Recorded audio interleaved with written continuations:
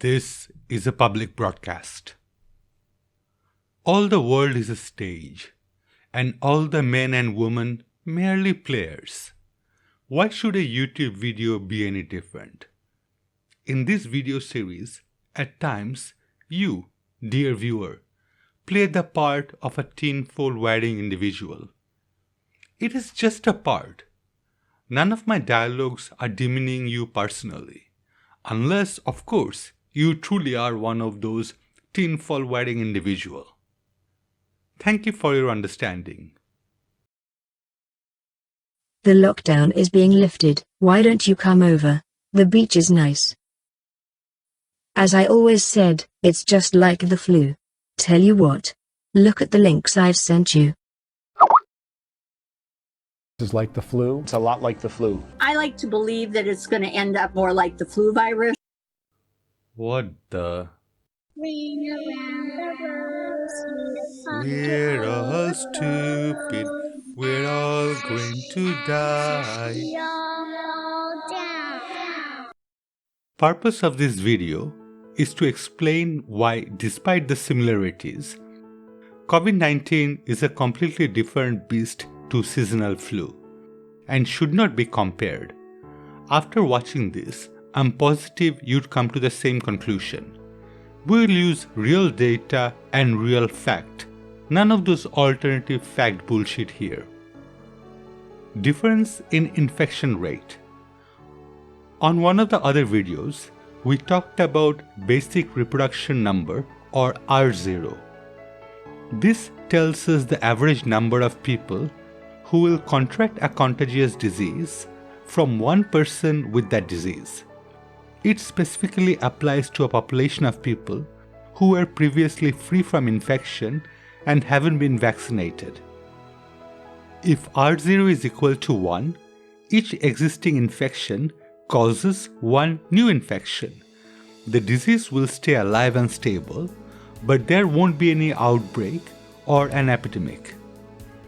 When it's more than 1, the disease will be transmitted between people and there may be an outbreak or epidemic.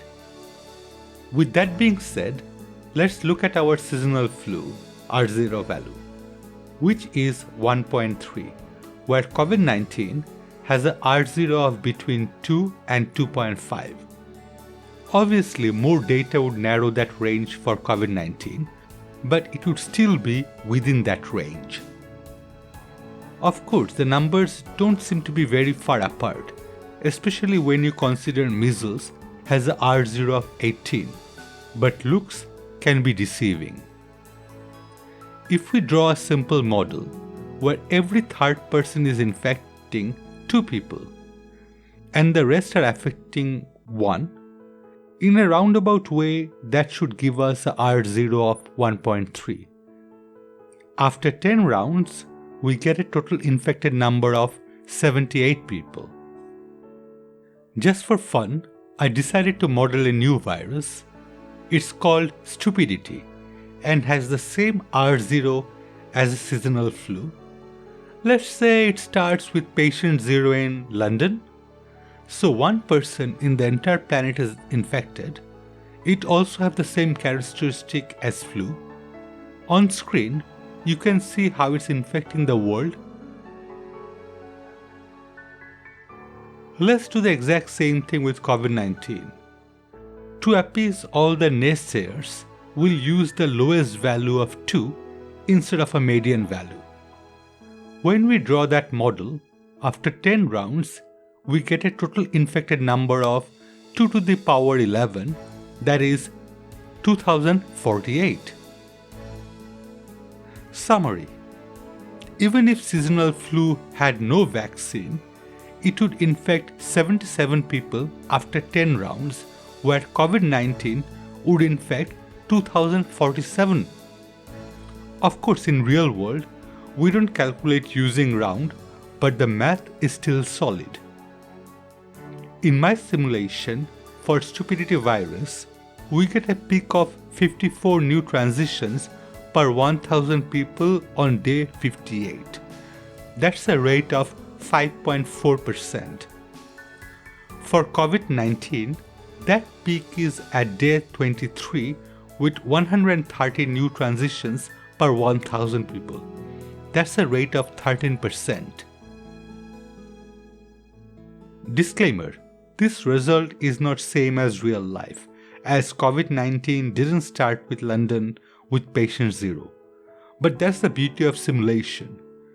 As both of my model uses all the same parameter except R0, it's a valid way to compare the infection rate. Difference in incubation.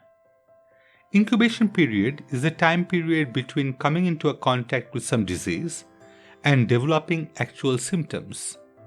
For seasonal flu, this period on average is 2 days.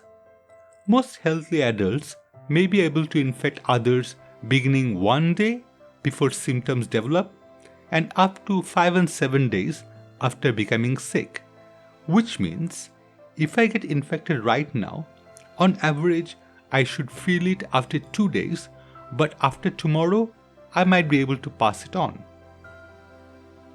COVID-19 turned this around completely. To begin with, median incubation period is estimated to be 5.1 days, and 97.5% of those who develop symptoms will do so within 11.5 days. This implies 101 out of every 10,000 cases will develop symptoms after 14 days of active monitoring or quarantine. At this point, I would like to point out the beauty of science. We are not afraid to say, we do not know. And yes, I'm including myself in that group. We do not have enough data to know in which stage we can pass it on, as it is a novel virus. There are laboratory confirmed cases where asymptomatic transmission occurred. That's when a person infected with COVID-19 who does not develop symptoms. Asymptomatic cases have been reported as part of contact tracing efforts in some countries, but not enough evidence to positively confirm. Maybe like those hoax videos, I should just say that you can transmit from day 1. Unfortunately, science don't work that way. However, lab test shows us that it is possible, so it's just a matter of data to know for sure. Common sense compels us to understand the possibility that we might be able to infect other people without knowing that we ourselves are infected. During flu seasons, our doctor advises us to take a flu shot. Not only that shot protects us individually, it also stops us from being a carrier. This is called a herd immunity. I have talked about it in another video where I compared with Telltale's Walking Dead and Clementine. When one person is contagious with flu, they can only spread it to people who are not immune, and those people in turn can only spread to people who are not immune either. If enough people had that shot or are immune to that strain of flu, they would create a protective shield around those of us not protected. If you had your flu shot, you are a hero, and you don't even need a cape. For COVID-19, it's a brand new. There is no vaccine yet, we are not immune to it, and our herd immunity doesn't exist, which means everyone in the planet is susceptible. So when a contagious person, even without knowing they're infected, comes to contact with others, can possibly spread it like wildfire. We even have a term, super spreader. Not everyone is equal when it comes to the transmission of infectious diseases.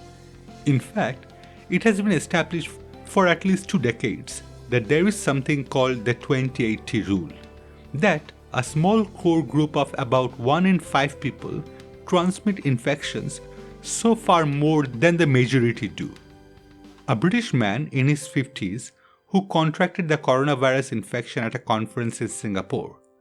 He then traveled to France, where he stayed with his family in a ski chalet in the alpine resort of Les Contamines, Montjoie. 5 people who were in that chalet, including a boy of 9, have tested positive for coronavirus since the man came back to the UK on an EasyJet flight and was diagnosed in Brighton.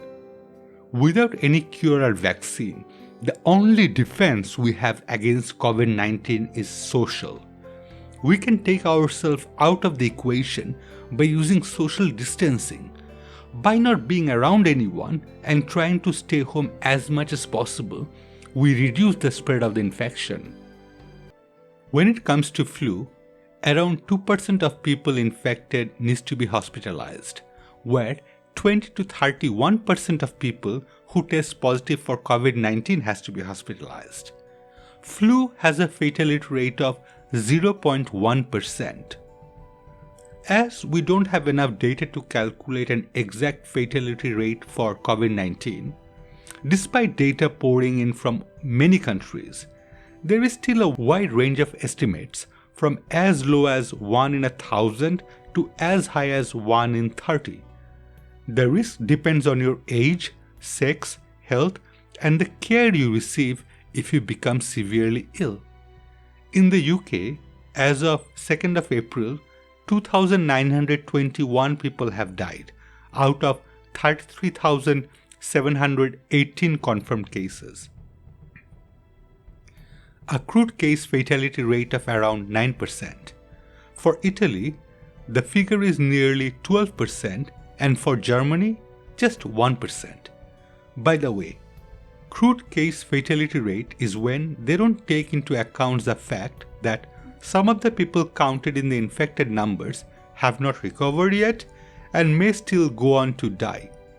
For instance, in early March, South Korea had a crude case fatality rate of just 0.6%, which then rose to 1.7% with a final fatality rate of 2.3%. Also, it affects older people at a much higher rate.